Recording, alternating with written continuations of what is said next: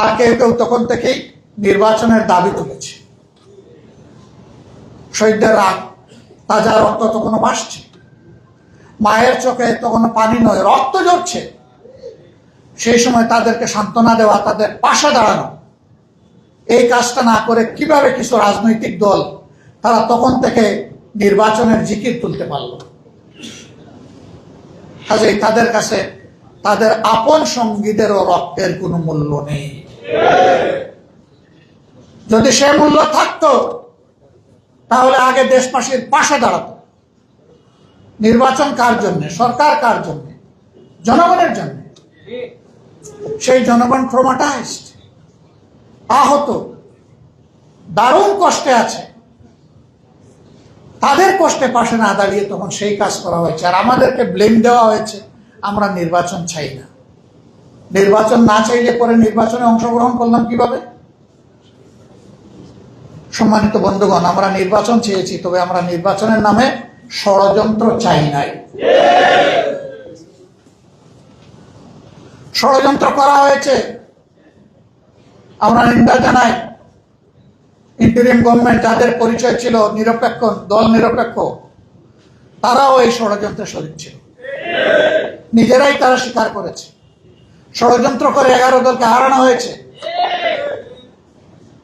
তারপরে এই রায় কেন মেনে নিলাম?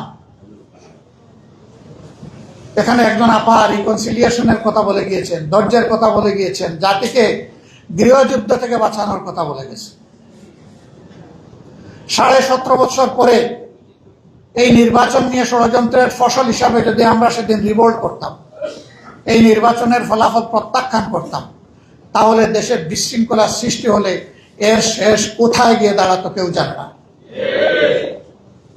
11 দল দায়িত্বশীলতার পরিচয় দিয়েছে, কিন্তু সাথে সাথে 11 দল এটাও বলেছে নির্বাচনে এই ষড়যন্ত্রের ফল মেনে নিলেও আমরা গণভোটের রায়কে অগ্রাহ্য করতে দেব না।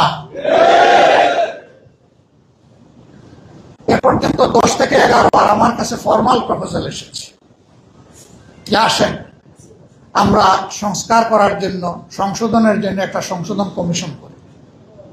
আমাদের পরিষ্কার জবাব, সংশোধনের জন্য কোনো কমিশন লাগে না। সংশোধনের জন্য সরকারি দল ট্রেজারি বেঞ্চ থেকে বিল আনতে পারে, বিরোধী দল আনতে পারে। সেই বিল আসবে, ব্যাটিংয়ে যাবে, আবার ফিরে আসবে, তারপরে আলোচনা হবে, আলোচনার পর ভোটে যাবে, ভোটে যদি এটা গ্রহণযোগ্য হয় তাহলে পাশ হয়ে যাবে। এটার জন্য কোনো কমিশন লাগে না। এখানে সংশোধনী কমিশন করার জন্য গণভোট হয় নাই।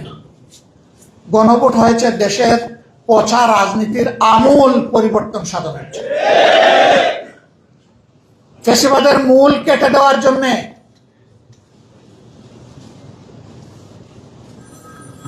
আমরা সেই সংস্কার চাই। বিএনপি ওয়াদার থেকে সরে গিয়েছে। আপনারা কি চান আমরাও জাতির সাথে বেইমানি করি?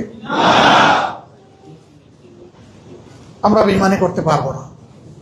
আমরা জাতিকে কথা দিয়েছিলাম, আমরা সেই জায়গায় আছি এবং আমরা কনফিডেন্ট, আমরা গভীর আস্থাশীল জনগণের 70% মানুষের দেওয়া এই ভোট বৃথা যাবে না। ইনশাআল্লাহ এটা বাস্তবায়ন হবে। আমরা সংসদের ভিতরে চিৎকার দেব, রাজপথে সমান তালে আমাদের আন্দোলন চলছে, আরো বেগবান হবে দিনের পর দিন।